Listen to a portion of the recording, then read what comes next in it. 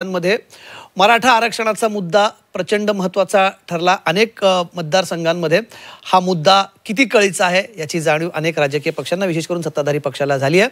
आगामी विधानसभा निवडणुकांमध्ये हाच फॅक्टर किती महत्त्वाचा ठरणार आहे त्याच्या आधी स्वतः मराठा आरक्षणासाठी मैदानात उतरलेले मनोज जरांगे पाटील पुन्हा एकदा हाच मुद्दा घेऊन आता एक दौरा सुरू करतात। 13 जुलैपर्यंत त्यांनी राज्य सरकारला मुदत दिलेली आहे। यानंतर पुन्हा पुढचा ॲक्शन प्लॅन ठरवला जाईल, अन्यथा येणाऱ्या विधानसभा निवडणुकांमध्ये सरकारला आपला झटका दाखवूया। पूर्ण 288 जागांमध्ये उमेदवार सुद्धा उभे करण्याची तयारी असल्याचं मनोज जरांगे पाटील म्हणतात। शुक्रवारपासून त्यांचा दौरा सुरू होतोय। नक्की काय प्लॅन ऑफ ॲक्शन आहे याच्याबद्दल चर्चा करूया। स्वतः मनोज जरांगे पाटील आपल्यासोबत अंतरवाली सराठी येथून जोडले जातात। मनोज भाऊ, खूप खूप स्वागत आहे तुमचं। सगळ्यात पहिले तुमचा दौरा तुम्ही सुरू करताय, 13 तारखेची मुदत आहे। गेल्या वेळेस तुम्ही असेच निघाला होतात अंतरवाली सराटीवरून मुंबईकडे येताना सरकारशी बोलणी झाली, सरकार सोबत चर्चेनंतर तुम्ही तेव्हा आंदोलन स्थगित केलं होतं। आता पुन्हा तुम्हाला आंदोलन करावं लागतंय, सरकार वेळ काढतंय का तुमच्या सोबत? आता काय वेळेसची परिस्थिती दादा तशी असते, त्यामुळे आपणही समजून घ्यायचं असतं। आपण एवढ्या मोठ्या समाजाचं ज्यावेळेस जबाबदारी खांद्यावर घेऊन मुलगा म्हणून काम करतो त्यावेळेस काही गोष्टी समजून घ्यायला लागतात। सगळ्याच गोष्टी आडमुठपणानं चालवायच्या नसतात, म्हणून सरकारची इच्छा होती की आम्हाला आणखीन थोडा वेळ द्या, 1 महिनाभराचा दिला। आम्ही मोठ्या मनानं समाजानं पुन्हा एकदा मन मोठं केलं। शंभूराजे देसाई साहेबांवरती विश्वास ठेवला मराठा समाजानं, शिंदे साहेबांवरती, आणि पुन्हा एकदा फडणवीस साहेबांवरती विश्वास ठेवला। नक्की काय चर्चा, म्हणजे तुम्हाला शंभूराज देसाई जेव्हा भेटले तेव्हा नक्की चर्चा काय झाली होती, तुम्हाला आश्वासन काय दिलं होतं? आणि सगळ्यात महत्त्वाचं म्हणजे गेल्या वेळेस जेव्हा तुम्हाला शिंदे नवी मुंबईत भेटले होते तेव्हाच्या आश्वासनामध्ये आणि यंदाच्या आश्वासनामध्ये काय फरक आहे? त्याच्यात त्यांनी जरी फरक केला असला तरी आम्ही फरक नाही होऊ देणार, कारण आमच्या मतावर आम्ही ठाम आहेत की सगळ्या सोयऱ्यांची जी अंमलबजावणी ती आम्ही दिलेल्या व्याख्याप्रमाणे व्हायला पाहिजे।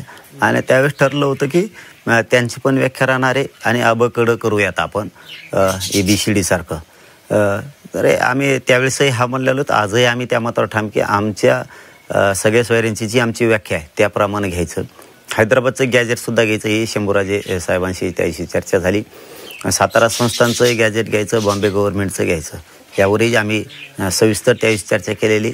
आणि तसं त्यांनी लिहिलेलं सुद्धा आहे, काही लिहिलेलं नसेल तरीही आम्ही त्यांना पुन्हा पुन्हा तेच सांगितलेलं आहे आणि 10 महिन्यापासून तेच सांगतोय की 1967ला ज्या 180 जाती घातल्या त्यात कुणबी म्हणून जात घातलेली, तर बाकीच्या ज्या 180 जाती घातल्या होत्या राहिलेल्या आता 350-400 जाती त्याच्यामध्ये ॲड झाल्यात।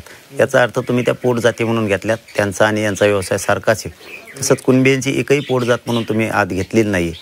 मराठ्यांची पोटजात कुणबी होऊ शकते, या विषयात झालेलं आहे। केसेसबद्दलही चर्चा झालेली, अशा 8-9 एकूण मागण्या त्याबाबत चर्चा झाली।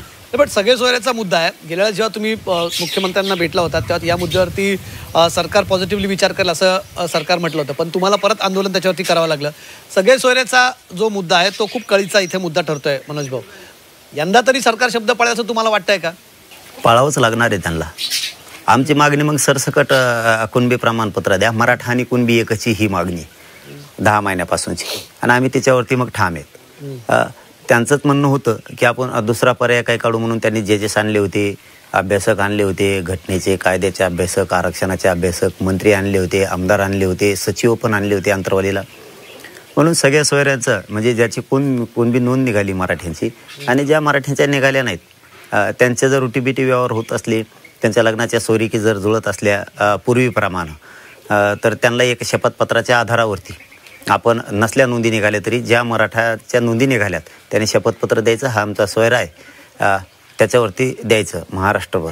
असं राज्यांतर्गत येणारे लग्नाच्या सोयरीकी ज्या जुळत्यात त्यांना द्यायचं असं ठरलेलं आहे, आणि त्याच विषयावरती आम्ही आजही ठाम आहेत आणि सरकार सुधारणं गरजेचं। तर तुम्ही आता परत एकदा दौरा करताय। तुम्ही गेल्या वेळेस सुद्धा तुम्ही असाच दौरा केला होता, तुम्ही फिरला होतात, पण यावेळेस एक थोडी मधल्या काळात परिस्थिती